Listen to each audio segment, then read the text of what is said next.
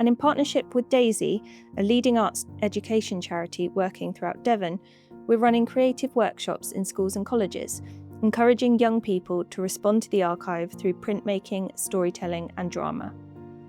Okay, so I'm Simon Ripley. I'm from the Double Elephant Print Workshop, and I'm here today in Exeter College, working with students from illustration and also with some fashion students. And the students are making monoprints, which involves them laying down a thin layer of ink. They're then tracing from the photographs themselves, from photocopies of the photographs, to give an image, and they're being selective in the way that they draw from the photographs. They can then work into the prints that they've made, withdraw ink, add ink, and then they're printing those. So they're taking the photographs really as an inspiration, as a starting point, and then developing them to draw out those aspects which particularly interest them. Well, for me, I chose mine because I really liked the road. There's like a road leading up to this man. And I thought that was really, really lovely. Just like a really, really nice picture. So this is the photo on the background. And then that is that's just the sketch you do on top of the ink. I think it's really cool just like, because it's where we're all from and it's really fun to learn about like people who came before you, and especially things with the war, you know.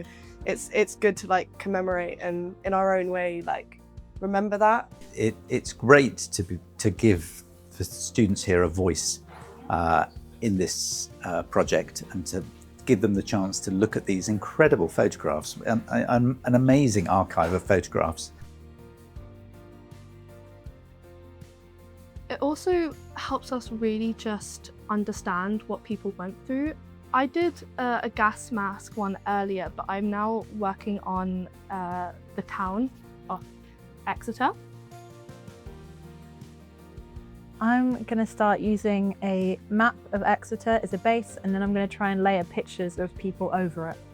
I just thought it would be an interesting look. I really like collage and how you can layer different images on top of each other while still keeping the main image like as clear as possible.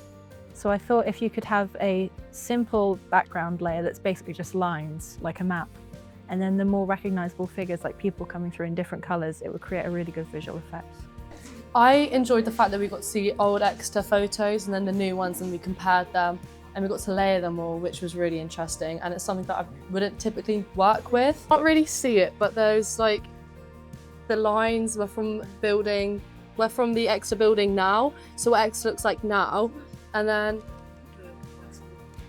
this was an old one which I did. I think I just like it to be a sort of remembrance of the things that went down in Exeter. It was quite an important hub during the World War because it was really near Plymouth, which was a port town. And so it ended up getting a lot of damage. And the longer that we commemorate that and the things that happened, the less likely something like that will happen again.